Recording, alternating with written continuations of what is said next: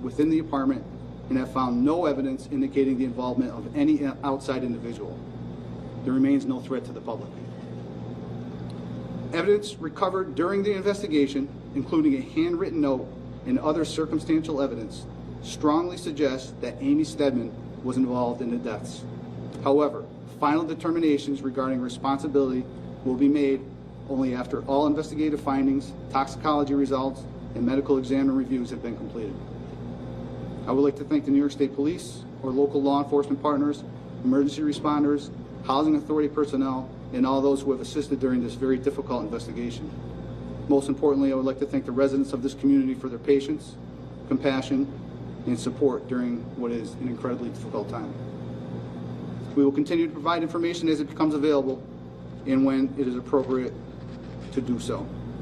I just want to remind everybody that this only happened a day and a half ago. So officers found 6 deceased individuals at that time, and an investigation like this takes a considerable amount of time to get right.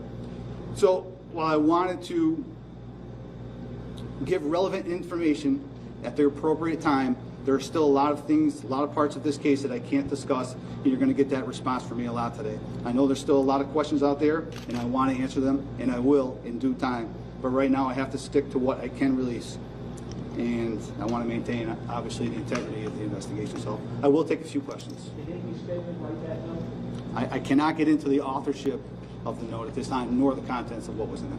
What in the wording of the note indicated that the grandmother that Amy would have been primarily responsible? Again, I can't get into the contents of that. Aside from the grandmother, is the mother also a suspect? I'm sorry. Aside from the grandmother, is the mother also a suspect? So until we get the cause and manner certified, we can't speculate on the involvement of all persons. I can't speak to the exact drugs that were found. There were prescription and over-the-counter medications, I can tell you that. Based on the findings, how long do you think the bodies were there? Well, the bodies were definitely there for an extended period of time. I can't speculate as to the number of days, but it was such that making identification at the house was difficult, well, impossible to do. It had to come through the autopsy process. Have you made contact with the child's father? We've made contact with the father. Were the kids enrolled in public school? So the kids were not enrolled in public school, they were homeschooled. They were homeschooled? Yes. Were they homeschooled by the mom? I don't have the answer to that. Can you say where each person was found and what you I can't speak to that right now. Did anyone, who committed suicide in this situation? We don't have that answer. We don't have